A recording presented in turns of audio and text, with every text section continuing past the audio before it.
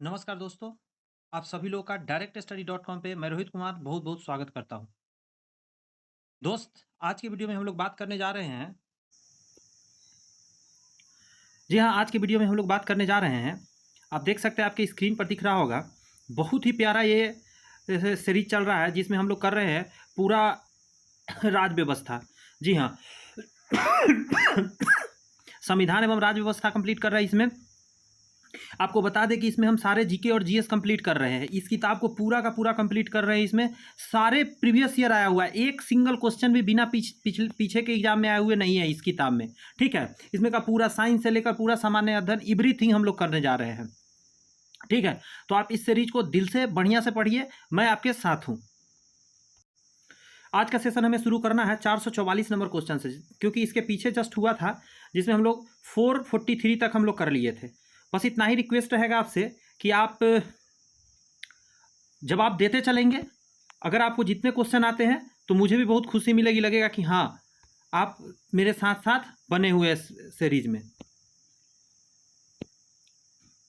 चलिए, सबसे पहले कहता है निम्नलिखित में से कौन संविधान सभा के पहले अध्यक्ष थे। तो संविधान सभा के सबसे पहले अध्यक्ष कौन थे, बता सकते हैं आप क्या? तो डॉक्टर सच्चिदानंद सिन्हा। अच्छा, ये अस्थायी अध्यक्ष थे, सही बात है, अस्थायी तो बनाए गए थे डॉक्टर राजेंद्र प्रसाद को। तो इससे कोई घबराने की बात नहीं। 9 दिसंबर 1946 को इनकी प्रथम बैठक भी हुई थी। बात समझ में आया? प्रथम बैठक अगर पूछा जाए संविधान सभा का, कब कहेंगे? 9 दिसंबर 1946 को प्रथम बैठक हुई थी। इसके बाद डॉक्टर राजेंद्र प्रसाद संविधान सभा के अध्यक्ष बने और बाद में भारत के पहले राष्ट्रपति भी बने। ठीक है। अच्छा, इसके उपाध्यक्ष हरेंद्र कुमार मुखर्जी को बनाया गया था। ठीक है, इसका ध्यान रखिएगा।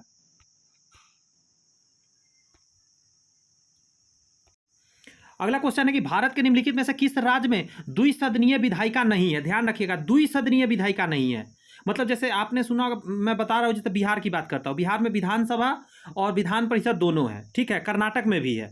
अभी तेलंगाना और पंजाब में आपको जानना है, तो तेलंगाना में है, पंजाब में नहीं है, ध्यान रखना है।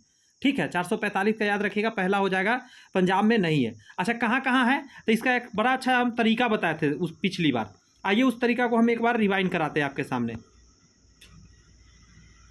मान लीजिए ये भारत का नक्शा हुआ, तो हमने बताया था एक तो यहाँ बिहार है ना, यहाँ पे एक, यहाँ महाराष्ट्र में है, एक यहाँ कर्नाटका में है, बीच में यहाँ 2 जगह है। बात समझ में आया? बिहार हो गया, आंध्र प्रदेश हो गया, तेलंगाना हो गया। बिहार, आंध्र प्रदेश, तेलंगाना, कर्नाटका, महाराष्ट्र। ठीक है, और एक इसी के बगल में उत्तर प्रदेश। 6 हो गया, टोटल 6 है। उत्तर प्रदेश, बिहार, आंध्र प्रदेश, तेलंगाना। देखिए, तेलंगाना आंध्र प्रदेश सब समझ ही रहे हैं कि दूसरे से निकला हुआ है। और फिर इधर कर्नाटका, इधर महाराष्ट्र। इन जगह पे विधान परिषद, विधानसभा दोनों है।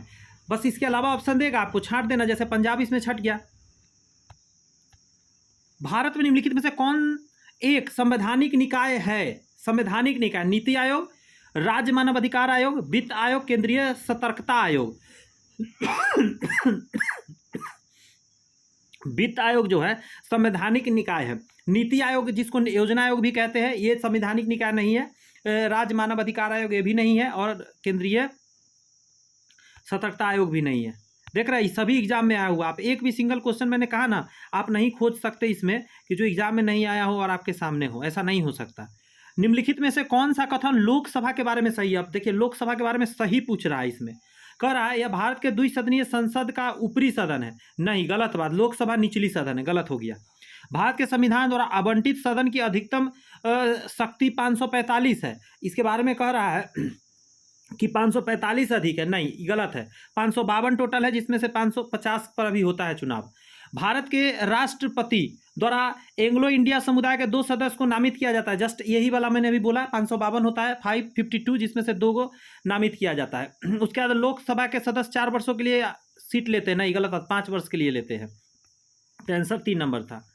बढ़िया क्वेश्चन है, इसको बताइए। मौलिक अधिकार जो केवल भारतीय नागरिकों के लिए उपबंध है, मतलब सिर्फ भारतीय नागरिक को मिलेगा, बताइए इसमें से कौन कौन मौलिक अधिकार है? 448 की बात कर रहा है, तो सभी, अनुच्छेद 29 भी, अनुच्छेद 16 भी, अनुच्छेद 15 और 19 भी। कह रहा है केवल भारतीय नागरिकों के लिए उपलब्ध मौलिक अधिकार इस प्रकार है। कौन कौन है जरा सुन लीजिएगा। धर्म, जाति, लिंग या जन्म स्थान आधार पर भेदभाव का निषेध अनुच्छेद 15 में किया गया है। ये जो अनुच्छेद 15 इसको मैं बता रहा हूँ, इसमें कहा गया कि किसी धर्म पर आप किसी को भेदभाव नहीं करेंगे, जाति, लिंग या जन्म के आधार पर आप भेदभाव नहीं कर सकते, इसका मनाही है अनुच्छेद 15 में, याद रहेगा। चलिए अगला कहता है सार्वजनिक रोजगार के मामलों में अवसर की समानता अनुच्छेद 16 में कहा गया है। अनुच्छेद 16 कहता है कि अगर सरकारी कोई भी वैकेंसी निकलेगा उसमें सबको समान अधिकार दिया जाएगा, आरक्षण छोड़ के। सिर्फ ऐसा नहीं है कि हाँ आपको बताया नहीं जाएगा चुपके चुपके वैकेंसी होगा, ऐसा नहीं। अर्हता के हिसाब से आप भर सकते हैं, किसी भी कास्ट, धर्म, जाति से आते हो। 16 हो गया। स्वतंत्रता के संबंध में 6 अधिकारों की सुरक्षा है, ठीक है, स्वतंत्रता के लिए। अनुच्छेद 19 में स्वतंत्रता की बात किया गया है। तो चलिए, भाषण, अभिव्यक्ति पहला है, भाषण दे सकते हैं, अभिव्यक्ति कर सकते हैं किसी को, विधानसभा, संगठन बना सकते हैं, आंदोलन कर सकते हैं, निवास और पेशे, ये सभी का आपका स्वतंत्रता है, आप अपना हिसाब से कर सकते हैं। कोई नहीं कहेगा कि आप ये पेशा नहीं अपना सकते। जैसे मान लेते हैं कि मैं ब्राह्मण हूँ, अगर मेरा दिल करेगा कि मैं बुच्चर खाना खोलूँ तो मैं खोल सकता हूँ, मुझे कोई नहीं मना करेगा। ऐसा नहीं है कि हाँ किसी मुस्लिम जाति के लिए बना हुआ है, या कोई लोहार है तो लोहा का काम वही करेगा, ऐसा नहीं है, कोई भी कर सकता है। बात समझ में आ रही है जो मैं बोलना चाह रहा हूँ, कोई भी कर सकता है। ये 19 में आपको दिया गया है। नेक्स्ट है आपका अनुच्छेद 29, अल्पसंख्यक की भाषा, लिपि और संस्कृति का संरक्षण। अल्पसंख्यक वर्ग है वो अपना भाषा, लिपि और संस्कृति का संरक्षण कर सकता है, यह 29 में कहा गया है। बात समझ में आता है, ये सभी है। उसके अलावा एक अनुच्छेद 30 के बारे में जानिए, शैक्षिक संस्थानों का स्थापना एवं प्रशासन के लिए अल्पसंख्यकों का अधिकार भी है अनुच्छेद 30 में। 29 तो दिया हुआ है, 30 यहाँ नहीं दिया हुआ, लेकिन आप जानिए 30 में क्या है ना कि वो अपना क्या कर सकता है, पहले तो लिपि, भाषा और संस्कृति का वो रक्षा कर सकता है, उसको अनुच्छेद 29 में वैल्यू दिया गया है, पावर दिया गया है। और 30 में कहा गया कि आप अपने लिए स्कूल खोल सकते हैं, संस्थान खोल सकते हैं, प्रशासन के लिए व्यवस्था कर सकते हैं, अनुच्छेद 30 में कहा गया है। आइए अगला बढ़ते हैं। यह क्वेश्चन कहता है निम्नलिखित में से कौन सा संशोधन भारत को मिनी संविधान के रूप में जाना जाता है? कौन से संशोधन को मिनी संविधान के रूप में जाना जाता है? मतलब जिसमें इसका मतलब है कि बहुत ज़्यादा चेंज किया गया होगा, है कि नहीं है? तो देखिए, मिनी संविधान की जब भी बात आएगा ना, तो 42वां संविधान संशोधन जो 1976 में हुआ था, 1976 में, इसी को कहा जाता है मिनी कॉन्स्टिट्यूशन। ऐसा क्यों कहा जाता है? क्योंकि इसमें बहुत सारे इंदिरा का संविधान कहा जाता है, इसमें बहुत चेंज किया जाता है। इसमें भारतीय संविधान के इतिहास में सबसे व्यापक बदलाव किए गए थे। संविधान के लगभग सभी भागों, जिसमें प्रस्तावना और संशोधन खंडन शामिल है। बात समझ में आ रहा है? 42वें संशोधन द्वारा बदल दिए गए थे और कुछ नए लेख और अनुभाग सम्मिलित कर दिया गया था। इंदिरा गांधी का सरकार था और खतरनाक तरीका से पूरा चेंजिंग किया गया था। आइए आगे अब काम करते हैं। मतलब अगला क्वेश्चन, पंचायत समिति का अधिवासी अधिकारी और इसके शासन का प्रमुख कौन होता है? देखिए, पंचायत समिति का मेन कौन होता है जो उसका हेड होता है? तो आंसर क्या कहिएगा? प्रखंड विकास अधिकारी, जिसको BDO बोलते हैं, BDO, ब्लॉक डेवलपमेंट ऑफिसर, प्रखंड विकास अधिकारी, ठीक है। BDO साहब जो होते हैं पंचायत समिति का हेड होते हैं, अधिकारी और उसके प्रशासन का प्रमुख होते हैं। बात समझ में आया? ये सब चीज़ पता होना चाहिए आपको। पंचायत समिति को हम लोग प्रखंड पंचायत भी कहते हैं। पंचायत राज व्यवस्था का एक मध्यवर्ती स्तर है। सबसे नीचे ग्राम पंचायत होता है गांव पर, और उसके बीच में होता है प्रखंड पंचायत या पंचायत समिति, और सबसे ऊपर होता है जिला पंचायत। जिला के बीच एक कड़ी का काम करता है, दोनों को कनेक्ट करके रखता है, ठीक है। BDO साहब इसके हेड होते हैं। अगला क्वेश्चन बढ़िया सा आपके आंखों के सामने दिख रहा होगा, कह रहा है पंचायत चुनाव नियमित रूप से कितने वर्षों में होता है? 5 वर्ष में होता है। हर बच्चा जानता है 5 वर्ष में नियमित रूप से किया जाता है। और देखिए, आपको एगो बात यहाँ पे और जानना है, ये बात माइंड में रखिए। 73वां संविधान संशोधन 1992 होता है, 1992 में हुआ था 73वां संविधान संशोधन। उसी में ग्राम पंचायत के बारे में बात किया गया था और कहा गया था कि ग्राम पंचायत हर एक क्षेत्र में होगा। आगे आइए, कह रहा है पंचायती राज संस्थाओं में महिलाओं के, बढ़िया क्वेश्चन, कितना आरक्षण है? ये अगर नहीं पता है तो अनर्थ की बात है, आपको पता होना चाहिए। 50% पंचायती राज में महिला को आरक्षण दिया गया है। संविधान के अनुच्छेद 243D के उपबंध में कहा गया है, संविधान के जो कि भाग 9 में है, 1/3 स्थान जो है पंचायती राज संस्थाओं में, और अध्यक्षों का 1/3 स्थान महिलाओं के लिए आरक्षित है। सरकार ने पंचायतों के महिलाओं के लिए वर्तमान आरक्षण 1/3 से बढ़ाकर, पहले 33 था, बात समझ में आया?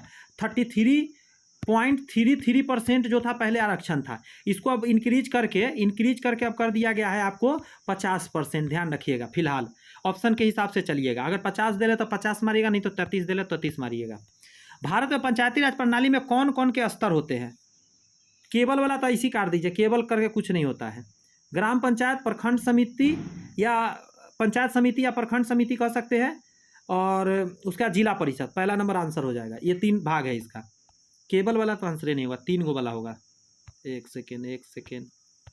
कह रहा है भारत में पंचायती राज प्रणाली लाने का मुख्य उद्देश्य क्या था, क्यों लाया गया था? कितना बढ़िया क्वेश्चन है। आम जनता को राजनीतिक अधिकार देने के लिए, किसानों को लाभ देने के लिए, ग्रामीणों के लिए रोजगार उत्पन्न करने के लिए, सामुदायिक विकास के लिए। तो 454 का देख रहे हैं, सब लग रहा है कि आंसर हो जाएगा, लेकिन मेनली तो यही कहा गया था कि लोग जो एकदम नीचे स्तर का लोग भी है वो भी राजनीति में भाग ले और राजनीति को समझे। पहला आंसर हो जाएगा। कह रहा है कि भारतीय संविधान में कुल कितने भाग है? अब भाग आपसे पूछ रहा है, तो बच्चा भी जानता है कि 22 भाग है। नहीं जानते तो जान लीजिए इसको कि टोटल हमारे संविधान में 22 भाग है। संविधान की अगर कुल भाग की बात करें 22 है, 12 अनुसूचियाँ हैं और 444 अनुच्छेद है। बात समझ आए? जब मूल संविधान था तो यह 8 अनुसूचियाँ था, बाद में 4 को जोड़ा गया तो टोटल 12 अनुसूचियाँ हो गया। बात समझ में आया? 22 भाग है, ये है हमारा संविधान। 26 नवंबर 1949 को क्या हुआ था? अंगीकृत हुआ था, अपनाया गया था, लेकिन लागू हो गया था फाइनल रूप से 26 जनवरी 1950 को। ध्यान रखना है इसको, छोटी छोटी बात है लेकिन अच्छे से समझना है, क्योंकि हम लोग को एग्जाम फाड़ के आना है भाई, एग्जाम को छोड़ना थोड़े ना है, एग्जाम को रुआ मारना है। मत यानी वोट देने का अधिकार भारतीय संविधान के किस अनुच्छेद में रखा गया है? 326। कहा गया है कि वोट देने का जो अधिकार है वो 326 में रखा गया है, भाग 15। ध्यान रखिएगा, भाग 15 के अनुच्छेद 326 में कहा गया है कि सार्वभौमिक वयस्क मताधिकार रहेगा, कि हर बच्चा कोई भी हो जो 18 साल पूरा गया है भाई, अब वोट दिया जाके। डाक संशोधन विधेयक में पॉकेट वीटो का प्रयोग किस राष्ट्रपति ने किया था? ज्ञानी जैल सिंह ऐसा किए थे। जैसे इसमें क्या था ना कि डाक संशोधन के लिए कुछ दिया गया था उनको, उन्होंने 14 दिन रखना रहता, उससे ज़्यादा रख के रह गया, उस पर कोई रिएक्शन ही नहीं दिया था, बात खत्म, उस पर कोई कानून नहीं बन पाया था। बात समझ में आया? राजीव गांधी का सरकार था उस समय राजीव गांधी का सरकार था, दोनों सदन से पास करके दिया गया था, वो बेचारे अपने पास रखे रह गए थे और उसको रिटर्ने नहीं किए थे। ज्ञानी जैल सिंह, इसको वीटो पावर बोलते हैं, कोई उससे पूछने भी नहीं जाएगा। भारतीय संविधान के अनुसूची 6 में किन किन राज्यों को शामिल किया गया है? अनुसूची 6 में पूछ रहा है किन किन राज्यों को शामिल किया गया था, तो एकदम बढ़िया है, ये याद करके रखना है ना हम लोग को। असम, त्रिपुरा, मेघालय और मिजोरम। ध्यान रखिएगा, मणिपुर इसमें एगो याद रखिएगा, सिक्किम ये सब घुसाएगा। मणिपुर, सिक्किम, इसी को ऑप्शन है घुसाने का, क्योंकि और कोई ऑप्शन नहीं होता है। आपको तो माइंड में याद रहना चाहिए, असम के बगल में त्रिपुरा, त्रिपुरा के बगल में मेघालय, मिजोरम, ठीक है। मणिपुर, सिक्किम याद रखिए, छांट दीजिएगा तो आपका ऑप्शन अपने पकड़ा जाएगा हमेशा। अंतर राज्यीय परिषद का सदस्य नहीं होता है। राज्यपाल, राज्य के मुख्यमंत्री, प्रधानमंत्री, कैबिनेट स्तर के मंत्री, प्रधानमंत्री राज्यों के होता है, राज्यपाल नहीं होता है। राज्यपाल को हटा दीजिए। देखिए होता क्या है, जो प्रधानमंत्री होता है, कैबिनेट के स्तर के कुछ मंत्री होता है, राज्य के सारे मुख्यमंत्री मिलकर एक अंतर्जातीय परिषद का मतलब निर्माण करते हैं। भारतीय संविधान के अनुसार दल बदल के आधार पर निहत्ता का उल्लेख है। दल बदल को 10वीं अनुसूची में कहा गया है कि दल बदल वाला काम नहीं करना है। बहुत लोग होता है कि दल बदल कर लेता है, इधर से उधर, उधर से उधर, ये सब नहीं करना होता है, ध्यान रखिएगा।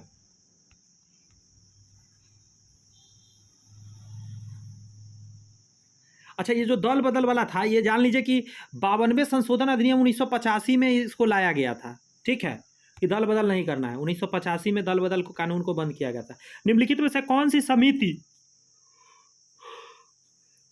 चुनाव सुधारों से संबंधित है? चुनाव में सुधार करने से संबंधित कौन है? तो यही है, दिनेश गोस्वामी समिति। ये चुनाव में बहुत सारा नियम बनाए थे कि उपचुनाव कब कराना, कितना दिन में कराना है, निर्दलीय उम्मीदवार का जमा में वृद्धि करना है, नए पत्र विज्ञापन, बहुत तरह की बातें इन्होंने कहा था। एक पेज यहाँ पे हम लोग ने कंप्लीट किया, बस आपका साथ बना रहे। करा कि सही नहीं है, गलत पहचानिए, इसमें से गलत कोने से चुनिए आप जरा। 462 का कई का गलत हो जाएगा, यही 4 नंबर। करा जब उपाध्यक्ष लोकसभा के पीठासीन अधिकारी होते हैं तब वो प्रथमतः मत देते, मत नहीं दे सकता है, ये जान लीजिए। उपाध्यक्ष जो होते हैं पीठासीन अधिकारी होता है, लेकिन मत कब देगा? जब बराबर मत हो जाएगा तब वो वोट देता है, इसीलिए वो मत नहीं दे सकता है। कह रहा है वह लोकसभा के ही सदस्यों में से चुना जाता है, ये भी सही है, पीठासीन अधिकारी। उपाध्यक्ष अपने पद पर लोकसभा के कार्यकाल के दौरान रहता है, सही बात है। जब उपाध्यक्ष का पद रिक्त होता है तो सॉरी अध्यक्ष का पद रिक्त होता है तो उपाध्यक्ष अध्यक्ष के कार्यकर्ता, एकदम सही बात है। आगे कह रहा है कि राज्य विधायिका में धन विधेयक को केवल किसकी पूर्व सिफारिश पर प्रस्तुत किया जा सकता है। देखिए धन विधेयक, तो धन विधेयक जब भी होगा ना तो अध्यक्ष, धन विधेयक का जो भी प्रावधान होगा, एक सेकंड रुक जाइएगा, राज्य विधायिका में धन विधेयक को केवल किसकी पूर्व सिफारिश पर प्रस्तुत, अच्छा धन विधेयक जब भी आएगा ना तो राष्ट्रपति को सिफारिश करना होगा, राष्ट्रपति को बता के उसके बाद उस पर कोई भी चर्चा होगा, ये ध्यान रखिएगा। अनुच्छेद 110 में क्या चीज़ के बारे में बताया गया है आपका, धन विधेयक का चर्चा है, ये ध्यान रखिए, अनुच्छेद पूछ देता है कभी कभी इससे। अगला कहता है राज्यसभा धन विधेयक को कितने दिनों के लिए लंबित कर सकता है। अब राज्यसभा धन विधेयक को कितने दिन के लिए लंबित कर सकता है, उससे ज़्यादा नहीं, तो आंसर हो जाएगा 14 दिन के लिए। 14 दिन के अंदर आपको उस पर फैसला सुनाना पड़ेगा। भारतीय संविधान के अनुसार मानव का दुर्व्यापार और बलात्श्रम निषेध है, वह कौन से अनुच्छेद में, अनुच्छेद 23 में है।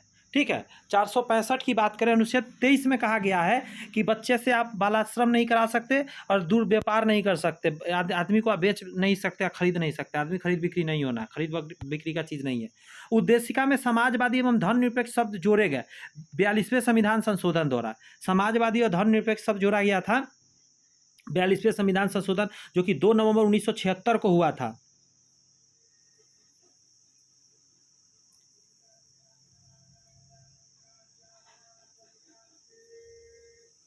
तीन शब्द जोड़ा गया था, क्या क्या था, समाजवादी, धर्मनिरपेक्ष और समप्रभु,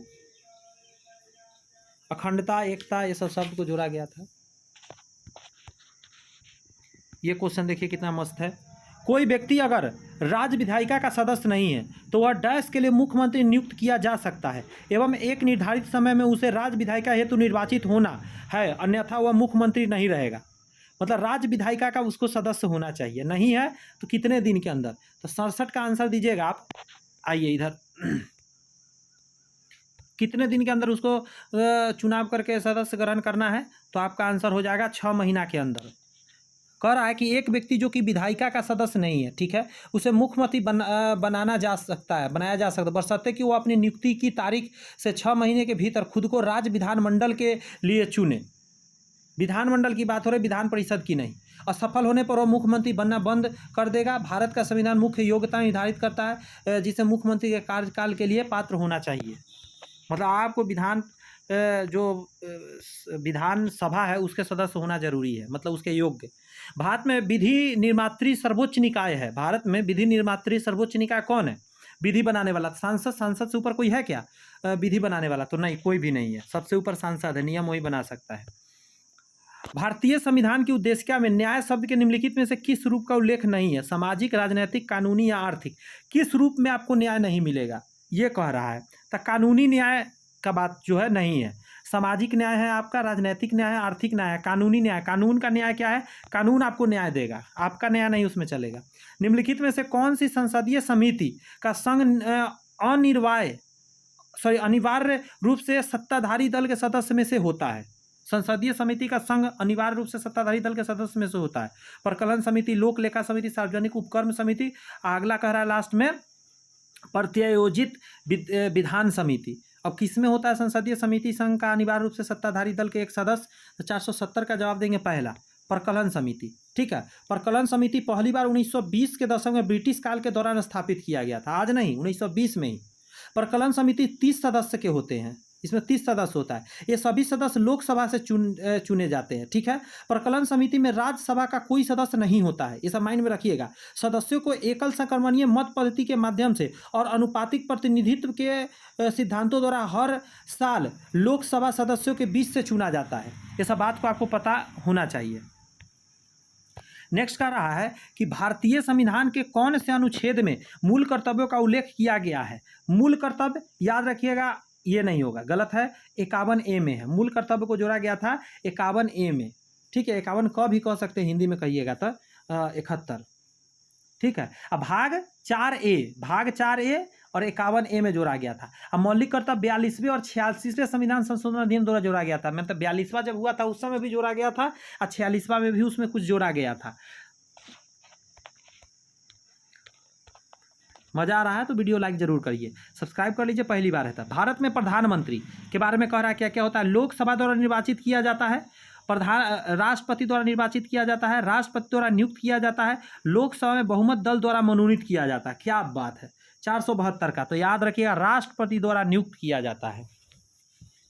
क्या होता है, राष्ट्रपति द्वारा नियुक्त किया जाता है। भारतीय संविधान के अनुच्छेद 75 में कहा गया है कि भारत का एक प्रधानमंत्री होगा जिसे राष्ट्रपति द्वारा नियुक्त किया जाएगा। ये बात ध्यान रखिएगा, राष्ट्रपति जो है वो प्रधानमंत्री को नियुक्ति देगा, नियुक्ति पत्र मिला कि हाँ भाई आप नियुक्त हो गए। इसीलिए आप देखेंगे अभी मोदी साहब क्या किए हैं, इस्तीफा पत्र भी राष्ट्रपति को सौंप दिए जाके। अभी पुराना वाला सौंपेंगे इस्तीफा, नया वाला फिर ग्रहण करेंगे। अनुच्छेद 75 में ऐसा कहा गया। प्रधानमंत्री कैबिनेट मंत्रियों का नेता होता है, मतलब हेड ऑफ डिपार्टमेंट होता है सारे मंत्रियों का, कैबिनेट मंत्री का। सरकार की मुख्य कार्यकारिणी शक्तियां प्रधानमंत्री में निहित होता है, जबकि राष्ट्रपति देश का सार्वभौम संवैधानिक प्रमुख होता है। बहुत गौर से सुनिएगा, कार्यकारी शक्तियों प्रधानमंत्री में निहित है, सारा कार्य करेगा प्रधानमंत्री, लेकिन जो संवैधानिक प्रमुख है वो राष्ट्रपति होता है। यानी कि कोई भी नियम कानून बनेगा तो सिग्नेचर राष्ट्रपति का होगा।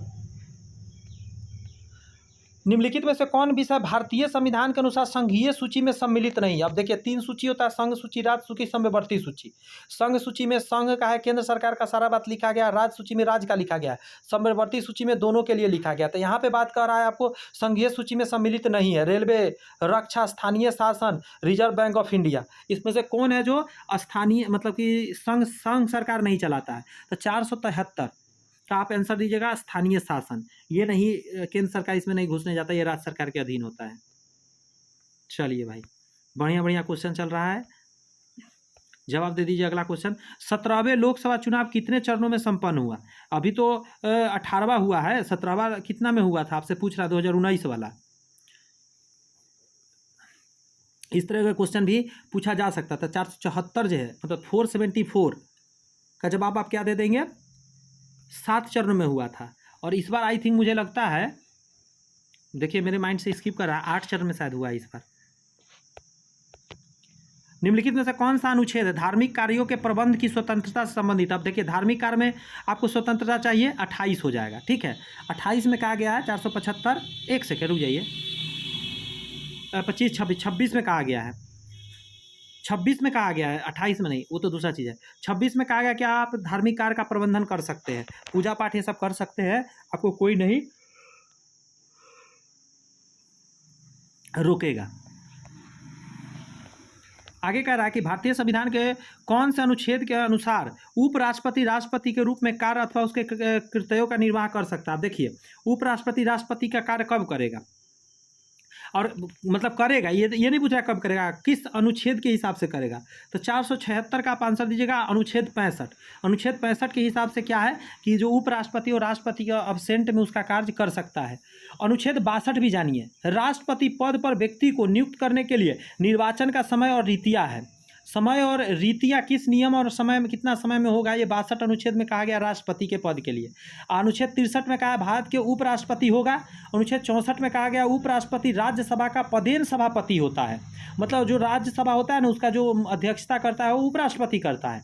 अनुच्छेद 66 में कहा गया उपराष्ट्रपति का निर्वाचन होगा, मतलब उपराष्ट्रपति का निर्वाचन के बाद 66 में है। राष्ट्रपति के निर्वाचन का जो मतलब समय है और रीति है वो 62 में कहा गया। ये सब चीज़ ध्यान रखना, छोटा छोटा बात है। अगला कह रहा है कि निम्नलिखित में से कौन सा कथन भारत के उपराष्ट्रपति चुने जाने की अर्हता के संबंध में नहीं है, मतलब उपराष्ट्रपति के लिए नहीं है। वह भारत का नागरिक होना चाहिए, है, वह 35 वर्ष की आयु पूर्ण कर चुका होना चाहिए, ये भी है, वह लोकसभा का सदस्य निर्वाचित होने के अर्हता रखता हो। अब ये बताइए आपकी है या नहीं है। 477 का ये गलत है,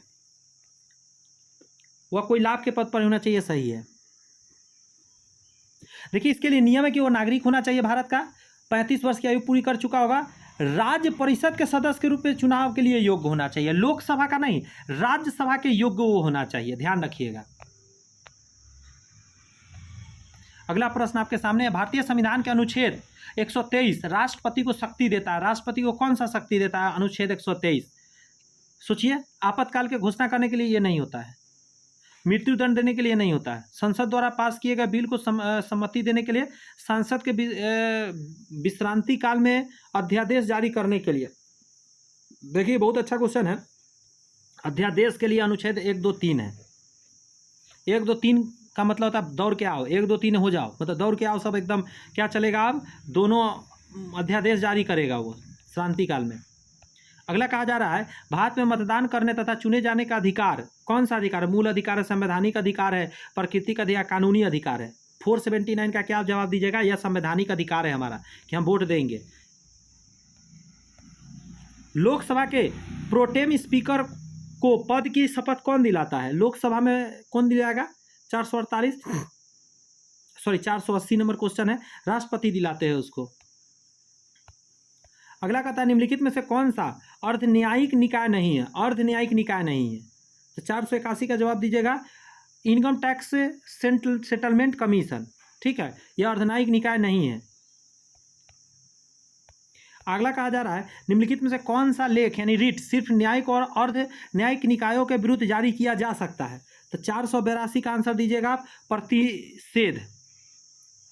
देखिए ऐसा हम पिछली क्लास में भी बताए थे, टोटल 5 तरह का रिट होता है।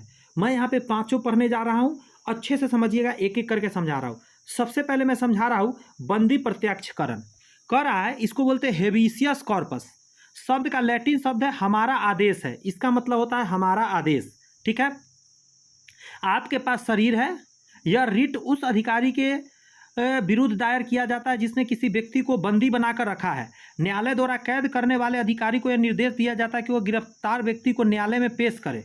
मतलब आप ज़्यादा देर नहीं रख सकते, 24 घंटा के अंदर आपको न्यायालय के सामने पेश करना है, इसलिए बंदी प्रत्यक्षीकरण रिट जारी किया जाता है, हेबियस कॉर्पस। पहला समझ गए। दूसरा समझा रहे हैं परमादेश। परमादेश एक लैटिन शब्द है जिसका अर्थ है हम आदेश देते हैं। पिछला में भी हमारा आदेश है, इसमें हम आदेश देते हैं। इस रिट का उपयोग अदालत द्वारा सार्वजनिक अधिकारी को आदेश देने के लिए किया जाता है जो अपने कर्तव्य को निभाने में विफल रहा है या अपने कर्तव्य करने के लिए इनकार कर दिया है, ताकि वो अपना काम फिर से शुरू कर सके। ऐसा होता है कि कोई सरकारी पद पर है और वो कह रहा है कि हम भाई कामें नहीं करेंगे, वो सही से काम नहीं करता है, तो उसके पक्ष में परमादेश जारी किया जाता है, भाई आपको अपना काम बढ़िया से कीजिए, नहीं तो आपके पद से हटाया जा सकता है या आप पे कानूनी कार्रवाई किया जा सकता है। तीसरा है प्रतिषेध। प्रतिषेध को निषेध भी मतलब निषेध्या क्या बोला जाता है इसको? प्रतिषेध को ही कहा जाता है निषेध्याता, ठीक है। का अर्थ क्या है कि मना करना या बंद करना। आम बोलचाल में इसे स्टे ऑर्डर के रूप में जाना जाता है। एक अदालत की उच्च न्यायालय को ऐसे समझिए, एक अदालत जो स्थिति में उच्च होता है, एक अदालत के खिलाफ निषेधाज्ञा रिट जारी कर सकता है। वो अधिकार क्षेत्र के मतलब कहता है कि रोक लगा सकता है। कहने का मतलब क्या ना, उच्च न्यायालय नीचे वाले न्यायालय को प्रतिषेध जारी करता है, इतना खाली ध्यान रखिए। अगला है उत्प्रेषण। उत्प्रेषण के बारे में कहता है कि उत्प्रेषण एक लैटिन शब्द है जिसका अर्थ है सूचित करने के लिए। यह रिट एक निचले न्यायालय का अधीनस्थ न्यायालय द्वारा उच्च न्यायालय में जारी किए गए आदेश के खिलाफ है, जो या तो उसके लिए लंबित हो सके, स्वयं में स्थानांतरित करने या मामले में उसके आदेश को रद्द करने के आदेश देता है। मतलब नीचे वाले अदालत ने कोई नियम बनाया है तो ऊपर वाला अदालत उसको कहेगा कि इसको बंद कर दो, तो उत्प्रेषण उसको बोलते हैं। इसके अलावा एक और होता है जो इसमें नहीं है, अधिकार प्रतीक्षा। अधिकार परीक्षा का होता है कि यह एक लैटिन शब्द है, इसका अर्थ होता है कि किस वारंट द्वारा सर्वोच्च न्यायालय या उच्च न्यायालय किसी व्यक्ति को सार्वजनिक कार्यालय या अवैध रूप से उपयोग के रोकने के लिए रिट जारी करता होता है ना, कि मान लेते हैं कि आपको मिला है सरकारी कार्यालय, आप उसमें घर बसा दीजिए, अपनी पत्नी, मैडम, घर परिवार सबको ला के रखने लगिए, तो उस समय क्या होता है, अधिकार परीक्षा होता है। किस अधिकार से आप ऐसा कर रहे हैं, जवाब दीजिए, नोटिस जारी कराया जाता है। आइए जरा आगे बात करते हैं, बोल दे रहा हूं ताकि आपको समझ में ज़्यादा से ज़्यादा है। भारतीय राजनीतिक व्यवस्था में कार्यपालिका किसके अधीन रहकर कार्य करती है? कार्यपालिका किसके अधीन रहकर काम करती है? तो 483 का कही का विधायिका के अंतर्गत में। कार्यपालिका हमेशा विधायिका के अंदर होता है और काम करता है। अगला का निम्नलिखित में से क्वेश्चन पढ़िए, निम्नलिखित में से राष्ट्रपति किसकी नियुक्ति करते हैं? भारत के महान्यायवादी, नियंत्रक, महालेखा परीक्षक, राज्य का राज्यपाल, इनमें सभी का करता है। इनमें सभी का जो नियुक्ति करता है वो राष्ट्रपति करता है। अगला क्वेश्चन है कि एक विधायक जो संसद में प्रस्तुत किए जाता है, कौन सी क्रिया के बाद अधिनियम बन जाता है? मतलब एक विधेयक जो संसद में प्रस्तुत किया गया वो कब अधिनियम बनेगा? जब वो संसद के दोनों सदनों से पारित होता है, जब राष्ट्रपति अपनी सहमति दे देता है, जब प्रधानमंत्री इस पर हस्ताक्षर करता है। ये तो हो ही नहीं सकता, ये ऊपर वाला सही है और 2 नंबर सही है। तीसरा पर चौथा पढ़ लेते हैं, यहाँ पे होगा जब सर्वोच्च न्यायालय इसे केंद्रीय संसद के अधिकार क्षेत्र में होना घोषित करते हैं। ये भी नहीं, चौथा भी नहीं होगा, मतलब इन दोनों में से कोई होगा, पहला या दूसरा। तो जब तक राष्ट्रपति सिग्नेचर नहीं करेगा ना, तब तक वो कानून नहीं बन सकता, यह ध्यान रखिएगा। आपने संसद में पास करा लिया, अब राष्ट्रपति के पास जाइए, राष्ट्रपति उस पर हस्ताक्षर मारेगा, कहेगा जय हो गया। भारतीय संविधान में कितने मौलिक कर्तव्य है? मौलिक कर्तव्य कितने हैं? ये कई बार आता है, कभी 8, 9, 10 ऐसे पूछते रहता है। आपको ध्यान रखना कितना है, 11 है। ध्यान रखना मौलिक कर्तव्य टोटल 11 है हमारे। करा 42वें संविधान संशोधन अधिनियम 1976 द्वारा हमारे संविधान के भाग 4(1) में मौलिक कर्तव्यों को शामिल किया गया। वर्तमान में हमारे अनुच्छेद 51(a) के तहत हमारे संविधान में 11 मौलिक कर्तव्य है, जो संवैधानिक कर्तव्य और कानून के द्वारा लागू किए गए हैं। कह रहा कि स्वर्ण सिंह समिति की अनुशंसा पर वर्ष 1976 में पारित 42वें संविधान संशोधन के अंतर्गत 10 संविधान संशोधन को रखा गया था। वर्ष 2002 में 86वें संविधान संशोधन द्वारा एक और मौलिक कर्तव्य को जोड़ा गया। मतलब पहले 10 था, तो ऑप्शन में यदि 11 ना रहे, 10 रहे तो 10 मारिएगा, लेकिन 86वें संविधान संशोधन से एक बढ़ा दिया गया, 11 कर दिया गया था। कहा जा रहा भारतीय राजनीतिक पद्धति के बारे में निम्नलिखित में से कौन सा सही नहीं है? राजनीतिक पद्धति के बारे में धर्मनिरपेक्षता राज्य ये है, संसदीय पद्धति की सरकार ये भी है, संघीय नीति, राष्ट्रपति पद्धति के सरकार ये नहीं है। मतलब 487 का 4 नहीं है। कठोर लचीला है, सरकार को संसदीय प्रणाली है, एकात्मक सुझाव है, मौलिक अधिकार, मौलिक कर्तव्य है, धर्मनिरपेक्ष है, स्वतंत्र है। ये जवाब दीजिए जरा, कितना बढ़िया क्वेश्चन है। भारत का प्रजातंत्र इस तथ्य पर आधारित है कि भारत का जो प्रजातंत्र है वो किस पर आधारित है? तो 488 का जवाब दीजिएगा, जनता को सरकारों को चुनने और बदलने का अधिकार प्राप्त है। इससे बड़ा क्या अधिकार हो सकता है? निम्नलिखित में से कौन भारत को धर्मनिरपेक्ष गणराज्य वर्णित करता है? धर्मनिरपेक्ष क्या है? मौलिक अधिकार, संविधान की प्रस्तावना, 9वीं अनुसूची, राज्य के नीति निर्देशक। धर्मनिरपेक्ष कहाँ पे बताया गया है? 489 का कहिएगा, संविधान की प्रस्तावना में ही धर्मनिरपेक्ष राज्य को जोड़ दिया गया है, और वही 1976 वाला 42वां संविधान संशोधन द्वारा जोड़ दिया गया था। अगला कहा जा रहा भारतीय राजनीतिक व्यवस्था में निम्न में से कौन सर्वोच्च है? सांसद से ऊपर कुछ नहीं है, सॉरी संविधान से ऊपर कुछ नहीं है। 490 का 2 डालिएगा। संसद तो है ही है, नियम बनाता है, लेकिन संविधान से ऊपर कुछ भी है ही नहीं, सबसे ऊपर संविधान को डाला गया है। भारतीय संविधान कब लागू हुआ था? लागू कब हुआ था? 26 जनवरी 1950 को लागू हुआ था, ध्यान रखिएगा। स्वीकार कब किया गया था? 26 नवंबर 1949, 4 नंबर ऑप्शन। भारतीय संविधान सभा के प्रारूप समिति के अध्यक्ष थे। प्रारूप समिति के अध्यक्ष कौन थे? डॉक्टर कौन थे जी? डॉक्टर भीमराव अम्बेडकर थे। माइंड से स्किप कर रहे हैं, हाँ सही है, प्रारूप समिति के डॉक्टर भीमराव अम्बेडकर साहब थे। अगला कह रहा है कि राज्यपाल किसके प्रति उत्तरदायी होता है? राष्ट्रपति के प्रति उत्तरदायी होता है।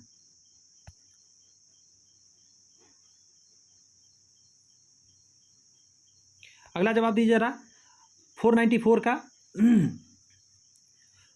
सूचना के अधिकार अधिनियम के संबंध में कथनों में से कौन सा सही है? यह एक राजनीतिक अधिकार है, यह संवैधानिक अधिकार है, यह एक विधिक अधिकार है, यह एक सामाजिक अधिकार है? इसमें से कौन आंसर होगा बताइए जरा। सूचना का अधिकार भारत के संविधान के भाग 3 अनुच्छेद 19 के 1 के ए के तहत मौलिक अधिकार है, ध्यान रखिएगा। इसमें से कोई भी अधिकार नहीं है, मौलिक अधिकार है हमारा, सूचना का अधिकार, मौलिक अधिकार है भाई। हम आपसे सूचना मांग सकते हैं, आप कोई चीज़ बेच रहे हैं तो आप क्या है उसमें सब कुछ हम जानेंगे। एक वर्ष में कम से कम कितनी बार संसद की बैठक होना अनिवार्य है? क्या बात है, बढ़िया क्वेश्चन है। 495 का जवाब दीजिए। तो कम से कम 2 बार होना एकदम अनिवार्य है संसद का बैठक। अगला कहा जा रहा है कि राष्ट्रपति द्वारा राज्यसभा में कितने सदस्य मनोनीत किए जाते हैं? राज्यसभा में 12 सदस्य मनोनीत किए जाते हैं। कितनी बार एक क्वेश्चन आ चुका है, क्योंकि एग्जाम में भी बार बार आता है। यदि किसी राज्य की विधानसभा का अध्यक्ष पद त्यागना चाहे तो उसे अपना त्याग पद किसे देगा? अच्छा, विधानसभा का अध्यक्ष दे रहा है तो वो राज्यपाल को जाकर दे देगा, ध्यान रखिए। 497 का राज्यपाल, कि राज्यपाल, एक सेकंड रुक जाइएगा, अध्यक्ष अपना त्याग पत्र दे रहा है तो उपाध्यक्ष को देगा, क्योंकि अभी उपाध्यक्ष तो होता ही है। 497 का क्या हो जाएगा? उपाध्यक्ष को देगा, राज्यपाल को नहीं, उपाध्यक्ष को, ध्यान रखिएगा। जैसे राष्ट्रपति उपराष्ट्रपति को देता है उसी तरह हमारे संविधान के अनुसार राज्यसभा कार्यकाल, हमारे संविधान के अनुसार राज्यसभा का कार्यकाल 2 वर्ष में एक बार समाप्त हो जाता है, प्रत्येक 5 वर्ष में समाप्त हो जाता है, प्रत्येक 6 वर्ष में समाप्त हो जाता है। समाप्त होने का विषय नहीं है, सही बात है, समाप्त होने का विषय है ही नहीं। 498 का जवाब क्या देंगे कि ये समाप्त नहीं हो सकता। हाँ, ये जरूर आप कह सकते हैं कि हर 2 वर्ष में राज्यसभा के 1/3 सदस्य को साइड कर दिया जाता है और फिर से क्या किया जाता है, उतना को नया भर्ती कर लिया जाता है। चलिए भाई, अगला क्वेश्चन आपके आंखों के सामने, प्रोटेम स्पीकर का कर्तव्य क्या होता है? ये जो प्रोटेम स्पीकर सुनते हैं हम लोग, इसका कर्तव्य क्या है? तो इसका कर्तव्य यही है, स्थानापन्न रूप से स्वीकार का कार्य करना जब स्वीकार के चुनाव की संभावना हो। 419 का हो जाएगा आपको 3rd नंबर आंसर। 500 हम लोग टच कर गए हैं, बहुत खुशी हो रही है। 500 नंबर क्वेश्चन का जवाब दीजिए। लोकसभा के स्पीकर का निर्वाचन होता है, लोकसभा के स्पीकर का निर्वाचन कैसे होता है? संसद के सभी सदस्य द्वारा होता है, प्रत्यक्ष रूप से जनता द्वारा होता है? ये तो नहीं होता, ये तो इसे हटा दीजिए। लोकसभा के सभी सदस्यों के द्वारा होता है। उसके बाद क्या, लोकसभा में बहुमत प्राप्त दल के सदस्य द्वारा होता है। ये तो गलत हो गया, ये भी गलत हो गया, ये भी नहीं होगा। या तो आपका आंसर 1 होगा या तो 3 होगा। 500 में जज करके निकालना है कि कौन होगा। 1 सेकंड रुक जाइए, 1 सेकेंड दीजिए मुझे। यही तो होगा ना जी, लोकसभा के बहुमत प्राप्त दलों के सदस्यों द्वारा। लोकसभा में जो भी बहुमत प्राप्त दल होते हैं उसी में से लोकसभा के स्पीकर को चुना जाता है। ध्यान रखिएगा इस बात को। कहा जाता है कि भारतीय संविधान के अनुच्छेद 93 के अनुसार लोकसभा में एक अध्यक्ष और एक उपाध्यक्ष होता है। लोकसभा का अध्यक्ष अपने सदस्यों में से चुना जाता है। आमतौर पर सत्ताधारी दल या गठबंधन न से होता है, या गठबंधन मतलब गठबंधन से होता है, ऐसे कहने का मतलब है। अगला कहता है, लोकसभा चुनाव में निर्वाचित होने के लिए किसी व्यक्ति के लिए न्यूनतम आयु सीमा कितनी होनी चाहिए? लोकसभा चुनाव के लिए कितना होना चाहिए? तो 501 का जवाब दिया 21 वर्ष बताया गया है। 18 वर्ष में वोट देने का अधिकार मिलता है। राष्ट्रीय सुरक्षा समिति का प्रधान कौन होता है? राष्ट्रीय सुरक्षा समिति का प्रधान क्या कौन होता है? तो आंसर दिया प्रधानमंत्री। राष्ट्रीय सुरक्षा समिति का प्रधान कौन होता है? तो ये होता है आपका प्रधानमंत्री होता है।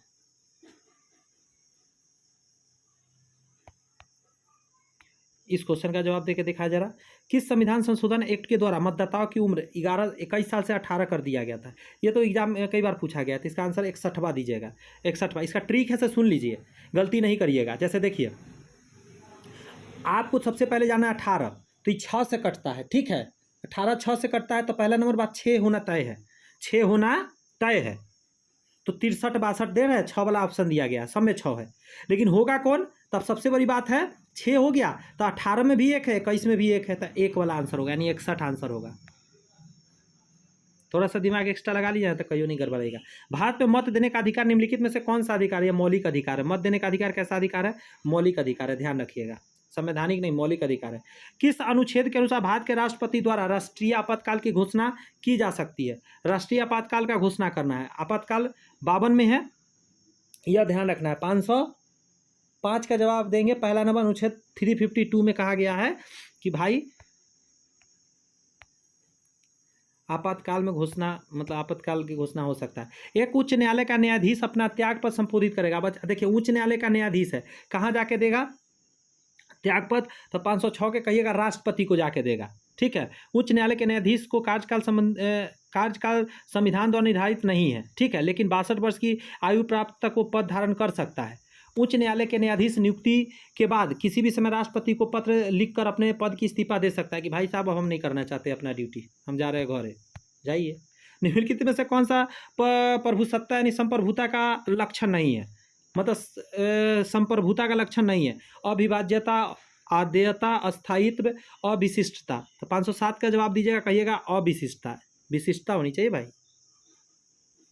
पूर्णतया, सार्वभौमिकता, अद्यता, अस्थायित्व, अविभाज्यता, अन्यन्यता, ठीक है।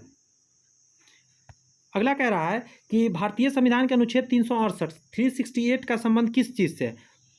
छोटा से छोटा बच्चा ये चीज़ बता सकता है कि संविधान संशोधन से रिलेटेड ये बात है। 368 में कहा गया है कि संविधान में क्या हो सकता है, आपका संशोधन किया जा सकता है।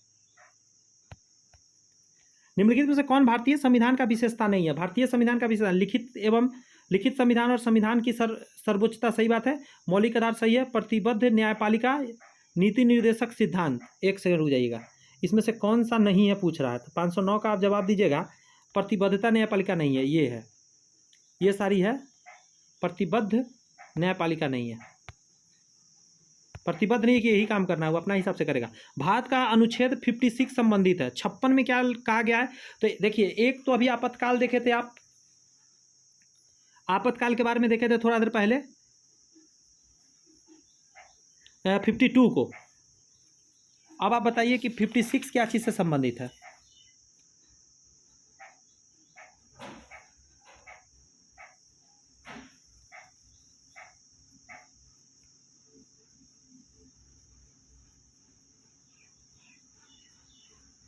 इसमें आपको बताया गया ये कितने दिन तक कार्य करेगा राष्ट्रपति, 5 साल तक जो काम करेगा, या जब तक कि वो अवहेलना नहीं करता संविधान का तब तक करेगा, जब तक कि उसको मतलब सार्वजनिक मत प्राप्त है, बहुमत प्राप्त है तब तक करेगा, इस तरीका के है लिखा गया ये अनुच्छेद 56 में। अगला कह रहा है कि भाषण और अभिव्यक्ति का अधिकार प्रदान है। भाषण और अभिव्यक्ति का प्रदान है 19 में। अनुच्छेद 19 के तहत आपको क्या है, भाषण और अभिव्यक्ति का प्रावधान दिया गया है। आगे कह रहा है कि प्रश्नकाल के ठीक बाद के समय को क्या कहा जाता है, तो शून्यकाल कहा जाता है। प्रश्नकाल के बाद के समय को क्या कहा जाता है, 512 का पहला हो जाएगा शून्यकाल। अगला क्वेश्चन कह रहा है कि भाषण और अभिव्यक्ति के स्वतंत्रता का प्रदत्त है। फिर अभी वही क्वेश्चन आ गया, भाषण और अभिव्यक्ति 19 में। अगला क्वेश्चन है कि मौलिक अधिकारों के प्रवर्धन के लिए रिट जारी की जा सकती है। तो रिट जारी करने का क्या है, तो सर्वोच्च न्यायालय और उच्च न्यायालय द्वारा रिट जारी किया जाता है, ध्यान रखिए। दोनों न्यायालय कर सकता है, 514 का दोनों कर सकता है, सर्वोच्च न्यायालय और उच्च न्यायालय दोनों। भारत के संविधान में चुनाव प्रणाली का प्रावधान किन अनुच्छेदों में किया गया। चुनाव प्रणाली का प्रावधान किस अनुच्छेद में दिया गया है, कब से कब तक। 515 का जवाब दीजिएगा आप। अनुच्छेद 324 से लेकर 329 तक, 324 से 329 तक कहा गया है ऐसा। राज्य के राज्यपाल को अध्यादेश जारी करने की शक्ति प्रयुक्त की जा सकती है। राज्य के राज्यपाल को अध्यादेश जारी करने की शक्ति प्रयुक्त की जाती है, राज्यपाल अध्यादेश जारी कर सकता है। तो ये कहाँ कौन सूची में लिखा गया है, तो 516 का ये लिखा गया, राज्य एवं समवर्ती सूची दोनों में लिखा गया है, ठीक है। निम्नलिखित में से कौन कथन भारतीय संविधान की प्रस्तावना के संबंध में सही नहीं है, यह न्यायवादी नहीं है, यह गलत बात है, यह न्यायवादी है। 517 का पहला ही हो जाएगा। एक सेकेंड, क्वेश्चन था नहीं है, यह न्यायविद, सर न्यायवादी नहीं, न्यायविद नहीं है, स्रोत है और न ही इसकी शक्तियां का निषेध करता है। प्रस्तावना संविधान का भाग है, प्रस्तावना में अभी तक सिर्फ 2 बार संशोधन किया गया, ये सही नहीं है। एक सेकंड रुकिए, थोड़ा उटपटांग सा क्वेश्चन। निम्नलिखित में से कौन सा कथन भारतीय संविधान की प्रस्तावना के संबंध में सही नहीं है।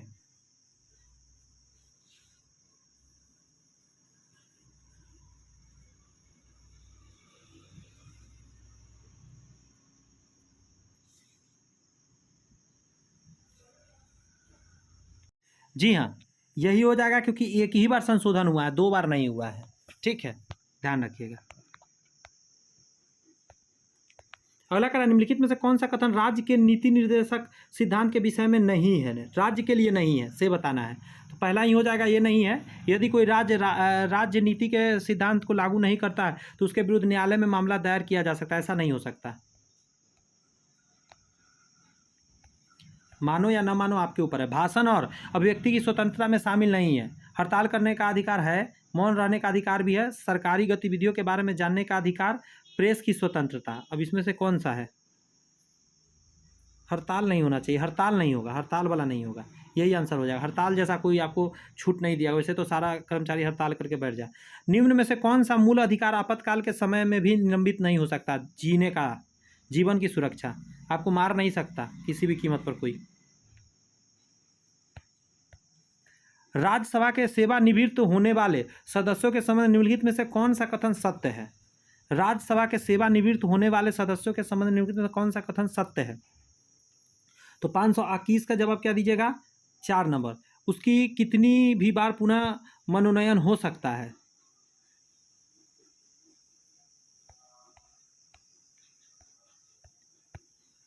केंद्र सूची के विषय के संदर्भ में सर्वोच्च न्यायालय के क्षेत्राधिकार एवं शक्तियाँ को कौन विस्तृत कर सकता है? केंद्र सूची के विषयों के संदर्भ में सर्वोच्च न्यायालय के अधिकार क्षेत्र में शक्तियों को विस्तृत कौन कर सकता है? तो 522 का जवाब क्या हो जाएगा? सांसद। सांसद के अलावा कोई भी नहीं है कि उसके शक्ति को बढ़ा सकता है। भारतीय संविधान के निम्न में से कौन से अनुच्छेद के अंतर्गत नागरिक अपने मौलिक अधिकार की रक्षा के लिए उच्च न्यायालय जा सकता है, उच्च न्यायालय की याचिका दायर कर सकता है? सोच के देखिए, मौलिक अधिकार के लिए 32 अनुच्छेद 32 जो है ना, इसी को भीमराव अम्बेडकर ने प्राण कहा था, सबसे अच्छा कहा था इसको। 524 है अगला, एक सेकंड रुक जाइएगा।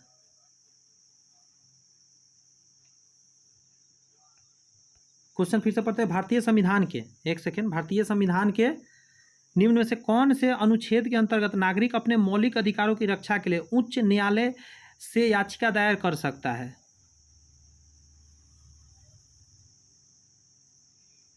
देखिए यहाँ पे मिस्टेक हम कर गए, यहाँ लिखा हुआ है उच्च न्यायालय, यहाँ सर्वोच्च न्यायालय नहीं है। 32 तो सर्वोच्च न्यायालय के लिए है, यही होगा एग्जाम में गलती, माफ़ी चाहेंगे, ऐसे ही होता है। उच्च न्यायालय पर क्या बच्चा अनुच्छेद 32 मार देता है, ये सर्वोच्च न्यायालय में है 32। उच्च न्यायालय का जानते हैं आंसर क्या होगा? ये हो जाएगा आपका 4 नंबर 226। 226 में कहा गया है कि आप सर्वोच्च न्यायालय में, सॉरी उच्च न्यायालय में जाके आप याचिका दायर करेंगे। निम्नलिखित में से किस न्यायाधीश को जनहित याचिका का प्रवर्धक माना जाता है? तो आंसर दीजिएगा पहला 2 नंबर जस्टिस PN भगवती। ठीक है, कहा जाता है कि भारत के पूर्व मुख्य न्यायाधीश PN भगवती को जनहित याचिका की अवधारणा को पेश करने के लिए देश में न्यायिक सक्रियता का अग्रणी माना जाता है। उन्होंने जनहित याचिका यानी PIL और भारतीय न्यायिक प्रणाली के लिए पूर्ण दायित्व की अवधारणा को पेश किया। वह मिनर्वा मिल मामले में एकमात्र असंतुष्ट न्यायाधीश थे जिन्होंने आपातकाल के दौरान 42वें संविधान संशोधन को बरकरार रखा था, इसीलिए आज इनको लोग जान रहा है। अगला जवाब दीजिए, कह रहा है निम्नलिखित में कौन सा भारत के राष्ट्रपति की क्षमादान की शक्ति को सिद्धांत नहीं है? क्षमादान की शक्ति का सिद्धांत नहीं है, क्या नहीं है? तो 525 का 3 नहीं है, तो इसको हटा दीजिए। अब देखते हैं क्या क्या है। इस शक्ति का प्रयोग राष्ट्रपति द्वारा केंद्रीय मंत्रिमंडल की सलाह पर किया जाएगा, सही बात है। राष्ट्रपति पुनः परमाणु का परिरक्षण कर सकता है, सही बात है। अगला एक और है, राष्ट्रपति अपने आदेश के लिए कारण देने के लिए बाध्य नहीं है। हाँ, राष्ट्रपति ने किसी का फांसी भी माफ कर दिया तो उससे कोई कारण नहीं पूछ सकता आपने ऐसा क्यों किया, वो कर सकता है। किस वर्ष तक के लिए लोकसभा के निर्वाचन क्षेत्रों में परिसीमन की प्रक्रिया को स्थगित कर दिया गया है? तो 526 का हो जाएगा आपका 26 तक, 2026 तक। जवाब दीजिए अगला, भारत के राष्ट्रपति को मौलिक अधिकार के प्रवर्धन के निलंबन का अधिकार प्राप्त है। तो 527 का जवाब आप क्या देंगे? अनुच्छेद 359। अनुच्छेद 359 में राष्ट्रपति को भाग 3 के अंतर्गत भारत के राष्ट्रपति को मौलिक अधिकार के प्रवर्धन के निलंबन का अधिकार दिया गया है। राज्य का सर्वाधिक महत्वपूर्ण तथ्य है। राज्य का सर्वाधिक महत्वपूर्ण तथ्य क्या है? सरकार, जनसंख्या, संप्रभुता, क्षेत्र। तो 528 का कहिएगा संप्रभुता। क्या है? संप्रभुता।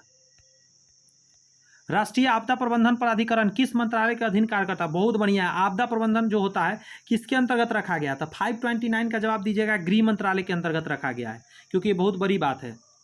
भारत में पंचायती राज संस्थाओं की स्थापना संविधान के निर्देशानुसार हुआ था। तो 530 का जवाब दीजिएगा, नीति निर्देशक सिद्धांत के अंतर्गत हुआ था। गांधी जी से ये बहुत ज़्यादा प्रभावित है। भारत की संसद निम्नलिखित शामिल है? लोकसभा, राज्यसभा, राष्ट्रपति। पहला ही हो जाएगा। लोकसभा, राज्यसभा और राष्ट्रपति से मिलकर बनता है। अगला कह रहा है, पंचायत की वित्तीय स्थिति की समीक्षा कौन करता है? पंचायत की वित्तीय स्थिति का समीक्षा कोई ना कोई तो करने वाला होना चाहिए। 552 का 3 हो जाएगा, राज्य वित्त आयोग करता है। लद्दाख के प्रथम उपराज्यपाल के रूप में किसे नियुक्त किया गया है? 533 का जवाब आप क्या देंगे? राधा कृष्ण माथुर को किया गया है। फटाफट जवाब दीजिए। भारत का पहला गवर्नर जनरल थे कौन थे? जो भारत का पहला गवर्नर जनरल थे, तो सुनिएगा मेरी बात। यहाँ ये नहीं कहा है स्वतंत्र भारत का, सॉरी, ये तो स्वतंत्र भारत का ही बात कर रहा है। ऑप्शन से समझना पड़ेगा। 534 का जवाब दे खोजिए जरा। लॉर्ड हेस्टिंग थे। भारत में बंगाल के पहले गवर्नर जनरल वॉरेन हेस्टिंग थे, ध्यान रखिएगा इस बात का। ब्रिटिश भारत का पहला अधिकारी governor general Lord William Bentinck था। भारत के डोमिनियन के पहले गवर्नर जनरल लॉर्ड माउंटबेटन थे, ध्यान रखिएगा इस बात का। स्वतंत्र भारत का नहीं पूछा है, ध्यान रखिएगा। भारत के नियंत्रक एवं महालेखा जोखा परीक्षण की नियुक्ति में कौन करता है? इसका नियुक्ति कौन करेगा? महालेखा परीक्षा लेखा का नियंत्रक एवं महालेखा परीक्षा का 535 का जवाब आप देंगे, राष्ट्रपति करते हैं। अगला क्वेश्चन कह रहा है भारत में दल बदल संबंधी मामले पर अंतिम निर्णय लेने का अधिकार किसे है? दल बदल में कौन लेता है अंतिम निर्णय? 536 का आंसर हो जाएगा पहला, सदन के अध्यक्ष को लेना रहता है। संघात्मक व्यवस्था का मुख्य लक्षण क्या है? संघात्मक यहाँ पूछ रहा है, तो मुख्य लक्षण क्या है? संविधान की सर्वोच्चता।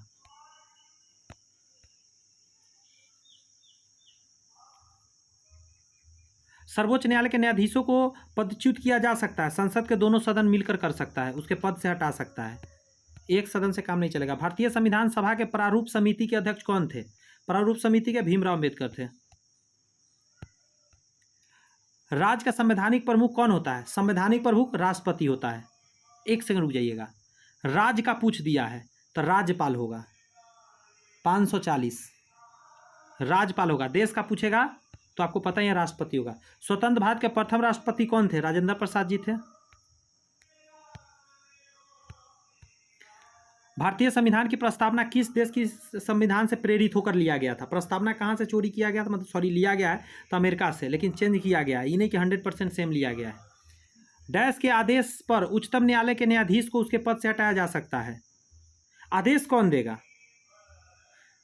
देख रहे कैसे घुमा रहा है, तो आंसर हो जाएगा राष्ट्रपति के आदेश पर हटाया जाएगा। पेश तो दोनों सदन करेगा। भारत के वर्तमान राष्ट्रपति कौन है? ये सब क्वेश्चन हटाइए। मुर्मू जी अभी है मैडम। शिक्षा का अधिकार अधिनियम संसद में कब पारित हुआ था? अच्छा देखिए, संसद में पारित पूछ दिया, 2009 में हुआ था, ये तो सही है, लेकिन कौन सा वो था? अगस्त भी था, ये भी सही है, लेकिन कब था? तो 545 का जवाब देंगे कि 4 अगस्त 2009 को हुआ था, लागू 2010 में जाके हुआ था। अगला कर रहा है किस अधिनियम के द्वारा प्रांतों में द्वैध शासन व्यवस्था का अंत कर उसे एक स्वतंत्र और स्वाधीन संवैधानिक आधार प्रदान किया गया? कब ऐसा किया गया था? तो 546 का जवाब देंगे, भारत शासन अधिनियम 1935 के तहत ऐसा किया गया था। भारतीय स्वतंत्रता अधिनियम कब स्वीकृत किया गया? स्वीकृत कब हुआ था से पूछ रहा है, 547 का, तो आप कहिएगा 18 जुलाई 1947 को। 18 जुलाई 1947 को स्वीकृत किया गया था।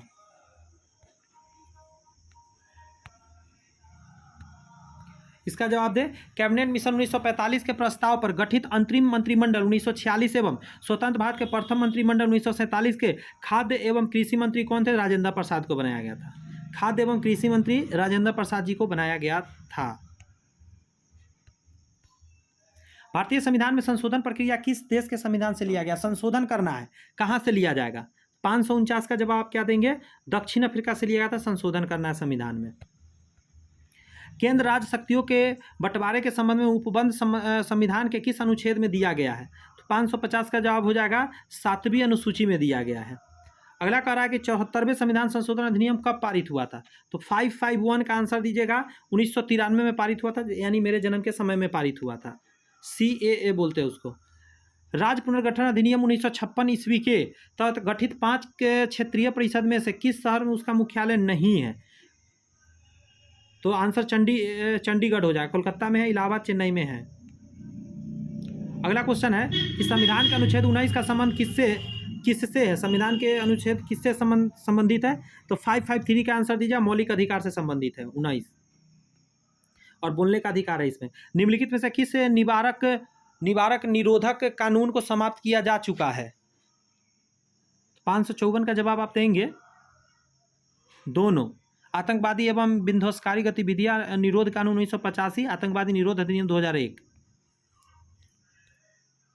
दोस्त आगे और भी है क्वेश्चन जो मैं नेक्स्ट वीडियो में लेकर आऊँगा। इस वीडियो में इतना ही रहेगा, बहुत देर हो गया है, 1 घंटा अप्रोक्सली होने जा रहा है, तो बस इतना ही कहूँगा।